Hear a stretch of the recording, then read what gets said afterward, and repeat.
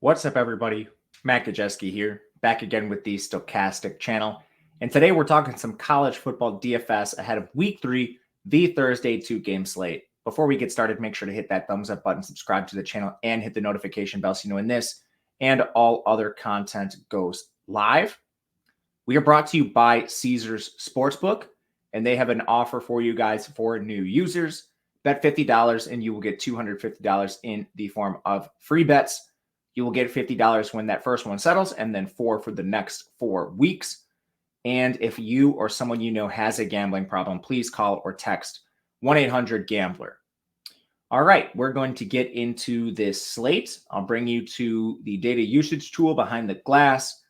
If you have questions on this, please leave a comment. We explained it in last week's video, but basically up at the top, you have all the game environment stats. Seconds per play is just a pacing stat, how fast teams are, pass rate, self-explanatory. O-line is sacks allowed, D-line is sacks generated, Vegas data, and then how these defenses interact against the run and the pass. Below, you have all your opportunity metrics. So you've got the carries per game for each of these teams. Opportunity is targets plus carries for these players.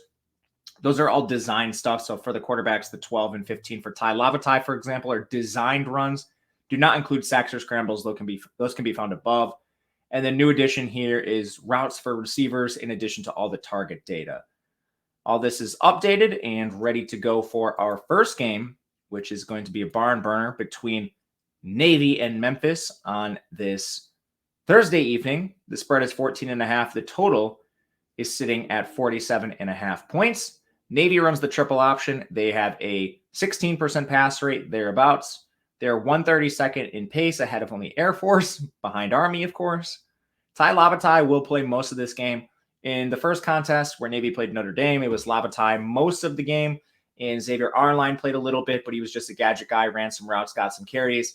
Blake Horvath and Braxton Woodson played in week 2 when the game was out of hand early and Navy blew out an FCS team.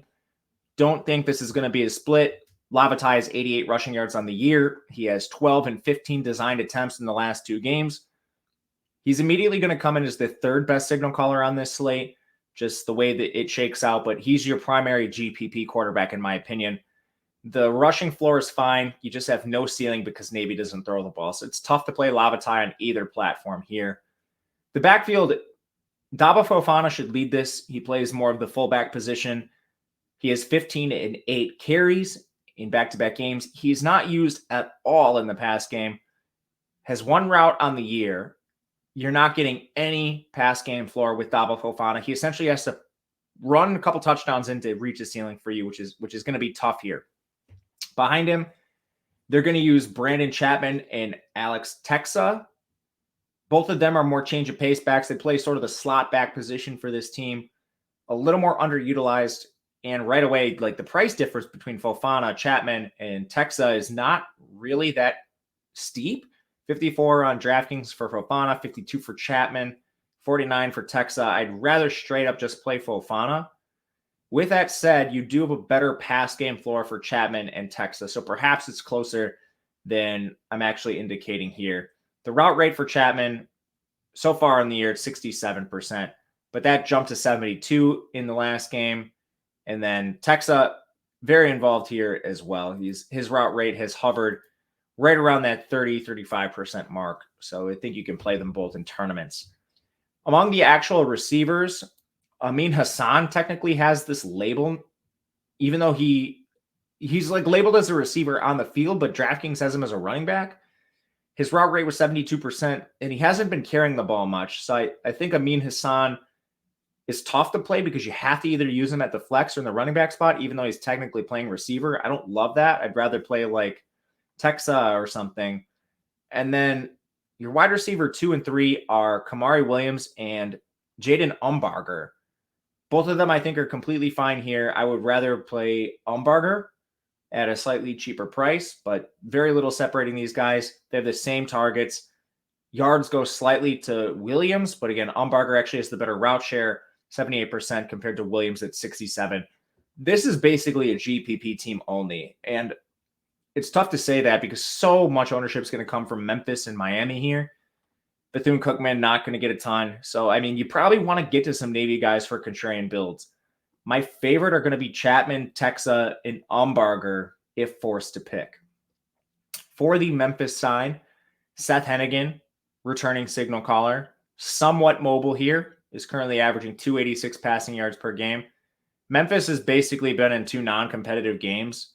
So take this for what it's worth. Second most recent game, a little more competitive than the first. But Hennigan right away stands out because you basically have 2 signal callers that actually are traditional quarterbacks, not in timeshares. So immediately he's going to be a top play on this slate because of that. The backfield consolidated opportunities more last week. Blake Watson, 20 carries and 4 targets. His role is awesome here. Sutton Smith, Ketravian Hargrove, and Jevion Ducker are all change of pace backs. Each of them had between 4 and 5 carries. And of course, Watson dominated the pass game work. Sutton Smith does have 3 targets in back-to-back games. So for like a GPP dart, you want to get deep. Sutton Smith is okay. Just wish the price was a little closer. I guess further apart, actually, than what we see Blake Watson at. But yeah, I think throw darts with these cheap guys. And the last thing I'll say is Jevion Ducker didn't play in week 1. 4 carries in the last game. Maybe they're easing him in slowly. You want to throw a dart on Ducker, I think that's fine. I think Ketravian Hargrove is probably 4th in this pecking order overall. At receiver, this is one where I think we want to look at the routes because Joe Skates missed week 1. He immediately returned last week and played a full starting role. Routes jumped to 64% in his first appearance. Those came primarily at the expense of basically, it's tough to say. Like, I guess Toski Dove lost some and Christian Carter lost some. Sutton Smith, the running back, lost some, but I think Kobe Drake is the most affected guy by this. His routes went from 68% to 36%. So basically your 3 receiver formation turned into Rock Taylor, Demir Blankhamsey, and Joe Skates, with Kobe Drake then being a wide receiver 4 rotational player. Basically, price reflects this. I mean, Skates, Blankhamsey, and Taylor are all within that 5K to 5.2 or 5.5K range. And FanDuel is actually the same. I think Brock Taylor being the cheapest there doesn't make a lot of sense. He should probably be the most expensive. But you definitely want to play at least one of these guys, 2 of these guys for tournaments because of how pass-heavy Memphis has been at times. I think their pass rate jumped sharply in competitive games, and this is more competitive than some of the games they've played this year. So don't really look at this 43% pass rate and think Memphis is, some run-heavy team now. They're not going to be when games are competitive. So to rank them on DraftKings, I would do Rock Taylor 1, Blankhamsey would be 1 for me, Rock Taylor 2, and Joe Skates would be 3. We should mention the tight end here. Anthony Lanphier had an 88% route rate in the last game too. 4 targets. He hasn't been super efficient, but Lanphier at 3,800 definitely deserves consideration. And then you have the rotational receivers. Like they're still going to use Toski Dove, who's played 25 and 18% of the routes. You're going to have Christian Carter play a little bit here. And even a guy like Marcelo Busi. If games get out of hand, these are the random guys you're going to want to include in like big tournaments for this weird slate. They'll be more contrarian. And among the starters, for those of you that want tournament talk, I think Lanphier is going to be your most contrarian option among the pass catchers. Second game, we move to Miami taking on BethuneCookman. Don't have the FCS spread yet. Again, I'm just defaulting to 38-point spreads and 50 totals in these games to give you a good indication of the potential blowout risk here. BethuneCookman, relatively inefficient on offense so far. They're low 60s in plays per game, but they pass a ton, 63%. Miami, 125th in seconds per play, passing about 49% of the time. Explosive, though, we'll say that. It's been about a 50-50 committee at quarterback. Luke Sprague is the passer. Walter Simmons is the rusher. But you've got a pretty even split here. I don't think either are viable against this Miami defense. I'd rather play Lavatai straight up. The backfield's a horrific committee. Jimmy Robinson, Juvensly Bazil, Terry Lindsey, even Jaden Bivens, all playing in this backfield. Basically a near even 4-way committee. Almost impossible to target any of them at their price. Terry Lindsey would be the guy for me just based on overall price. The receiving game is also a rotation, which is really difficult to target here.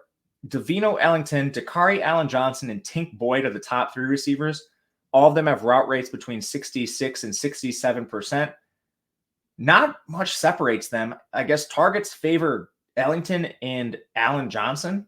Those would be my two favorite players from this game, but no issues if you want to get to like a Tink Boyd at 4K. Corey Turner at 36 is a 44% route rate.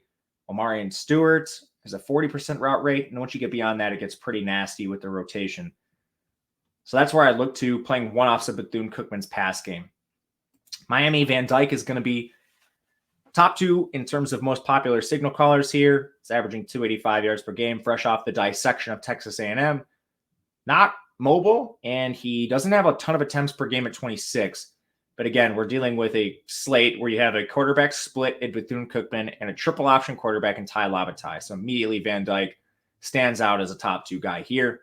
In the backfield, Mark Fletcher is banged up. I think there's a good chance he sits. He's playing on 5 days rest, was pulled out of their last game. They have alternatives, and this is an FCS school, so why not save Fletcher for more competitive games? That means Henry Parrish should lead a committee also featuring A.J. Allen and Don Chaney.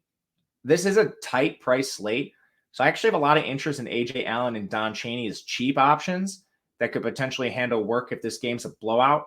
Parrish is rightfully priced here. He's just tricky with so many other elite players in the slate. And maybe one way you're contrarian is play multiple Miami backs, play Parrish with A.J. Allen or something like that, which I think can certainly work. The receiving game, you have a very clear top three in Xavier Restrepo, Jacoby George, and Colby Young.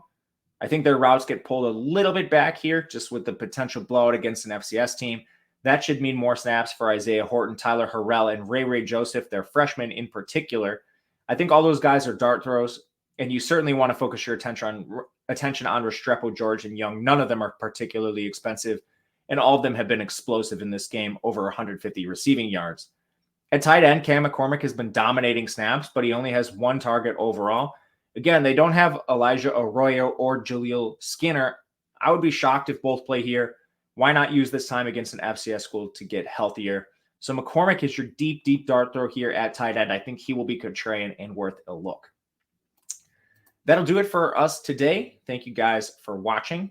If you want access to this document, it is available at Stochastic. Click the link in the video description below. You'll find a link to our college football package, which includes this. It includes game matchups, projections, ownership projections, write-up, everything you want for college football. We have it, and we do it for every slate. Otherwise, good luck. If you'd like to follow me on Twitter, I'm at Matt_Gajewski. We'll see you again Friday and Saturday. And until then, we'll see you guys next time.